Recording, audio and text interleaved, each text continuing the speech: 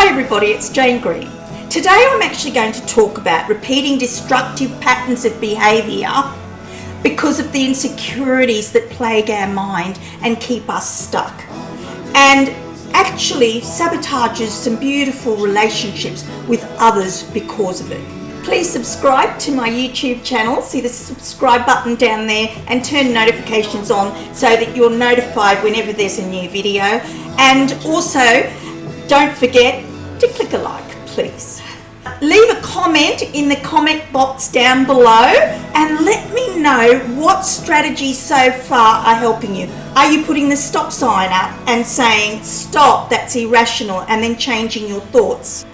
I'd like to start off with talking about sabotaging relationships due to the insecurities that cloud our mind. Sometimes from our past life experience, we become very fearful and insecure and afraid of being hurt again, and often we sabotage our relationships because of this. For example, you meet somebody new in a partner. Now I'm going to use myself meeting a man, or women meeting men, okay, because I'm a woman and I'm attracted to men. So let's say I meet somebody, or you meet somebody, and they're very lovely, you like them very much, you think they're smart, intelligent, kind, you've been looking for someone like this for a long time, okay, and you've been very happy on your own for a while, and or you might have been very sad on your own and you really would like a relationship with someone, right? Now what happens is, soon as we meet that person, often what happens, our past hurts and our past sadness and pain from another relationship that didn't work can come to the surface. Or it could even be abandonment from when you were a child and your parents divorcing, etc., and you haven't got a lot of trust and faith in relationships and you're afraid of the same thing happening to you.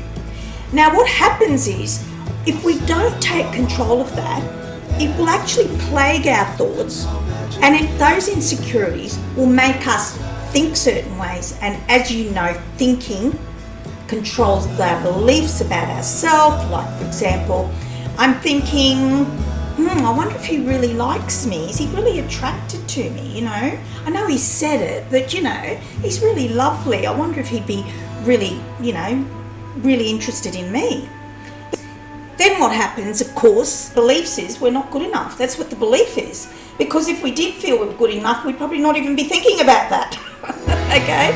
So, am I not good enough? So we have to question ourselves, why are you thinking that way? Don't you think that you're good enough to catch some intelligent, lovely guy? You've had intelligent, lovely men in your life before, so what's wrong with you? So what happens is, you may start sabotaging that relationship within your insecurities.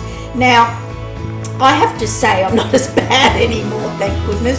However, there was a time I was so insecure from past hurts where I'd start to, imagine that person is just not interested because they hadn't texted me back within a 24-hour period. And yet I'm the worst person in dating. I know that people have said to me, wow, I've never had a woman who doesn't answer me for 4 days on a text. What is really necessary is having to have control of that, to recognise I am behaving like this because I'm afraid. I'm afraid that person won't like me because I think I'm not good enough. I'm afraid that person is not interested in me. Or you might say, I don't need a man, I've been really happy for a long time. All that ever happens with men is that they really mess with my mind. I don't really need another relationship. I've got family, I've got friends. Why do I need some man in my life? All that happens is there ends up being pain and hurt, and they're never really as good as I thought they would be. Sorry guys, there are some beautiful men out there, okay? I've met quite a few. And the same goes for you gentlemen out there with your women that you're choosing. This is not gender bias, this is for everything, because men feel the same way.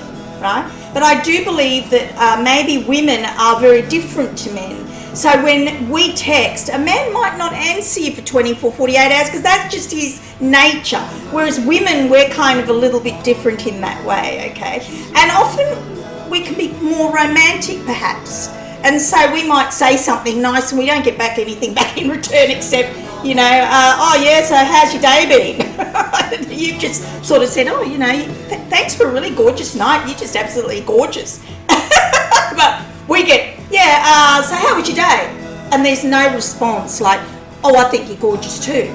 So that can actually also play havoc with your mind. And it's really important to understand that and try to control it, because you don't want that to sabotage your relationship. The worst thing that people do in relationships, and I used to be one of these people, was write these incredibly long insecure texts, okay? Now, I've seen that happen when a guy's trying to get space, and one of my girlfriends has been there, and he's trying to get space and saying, listen, I just need some time to think, and they're texting every few seconds, and the texts are this long, and they don't hear, and the guy's getting further and further and being pushed further and further away.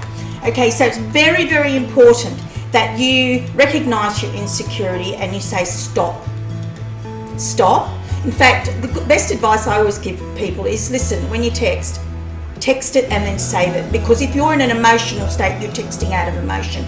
So wait and text after when you've actually, the emotion settled down. Because half the time you look back at that text and you'll say, I'm not going to send it. And that's a really good thing to do, okay? Just to save your text and wait till you're feeling a bit better and then reread it and decide whether you're going to send it. The same thing is also destructive patterns of behaviour, afraid someone will leave you because the other person did or the other person did, and this person's going to be the same, or afraid someone's going to cheat on you because the last person did it. So the poor new person has to cop all this jealousy and angst when they're probably really, really trustworthy and would never cheat on you. And this again is just things coming back into our mind to plague us with our insecurities from our memories and from our past hurts. The other thing too is don't give up your entire life and your entire family just because you've met somebody. Still give time to the people you love. What happens in relationships, people make that person their whole centre of their universe and they forget about everybody else. They discard their friends. I've had so many girlfriends who end up meeting a man and I never hear from them again.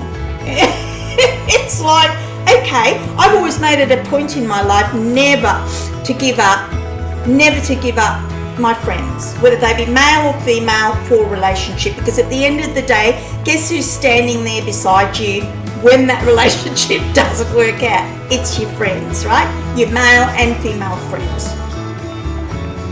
So we need to take control of all of this. It's okay, perhaps, to even tell the person who you've met, not that, I don't really want to say to someone, oh, I'm so insecure, oh my God, because I'm not, okay?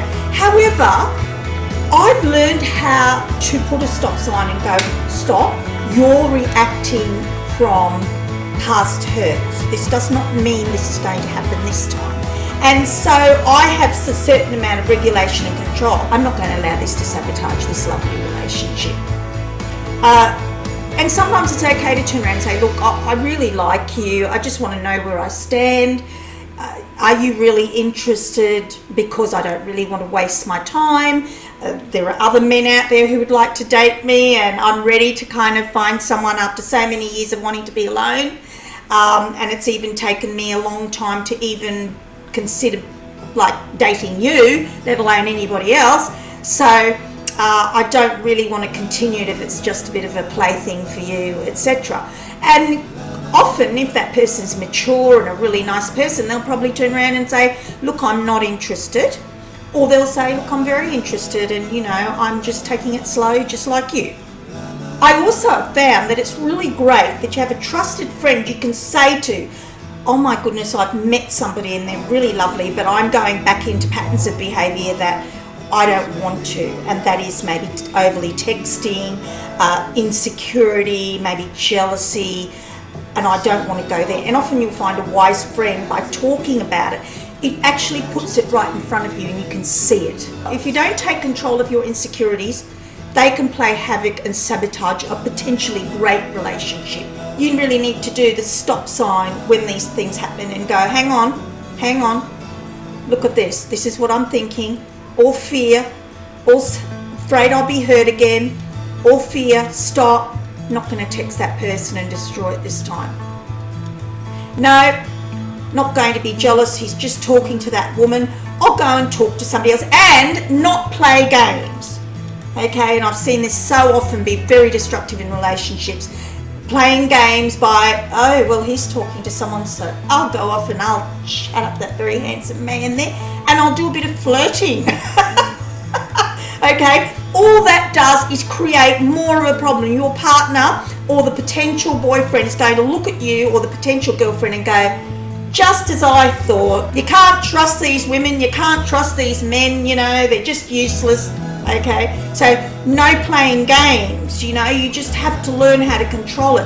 And the game playing in relationships is very destructive. Oh yes, I have so many men interested in me, I don't really need you. Or constantly talking about your ex-boyfriends or your ex-wife, or, you know, all the women that you've had or all the men that you've had and how they all think this about you and how they think you're so beautiful. I mean, this is very destructive in a relationship. So game playing, and also trying to prove that you are beautiful in their eyes by bringing up all these people who think this of you, you know, the opposite sex or the same sex if you're gay, of course, you know, and bringing up this stuff to just try and make yourself feel good and actually sabotaging the whole relationship that could be potentially good. So I hope this video has helped you. It's not very long. But, you know, really control your insecurities, especially when you are meeting somebody and trying to actually get to know them and have a relationship that might be potentially the one you've been waiting for in your life. Take care, everybody, and don't forget that comment down there. How are some of these videos helping you? Please, please, please let me know. I'm half the time on these videos, I look down and I go, well, okay, I've got a couple of likes there, no one's commented, I mustn't be doing really well because I'm insecure. Oh, and don't forget to subscribe, okay, and turn notifications on. Take care, everyone. Bye. See you later.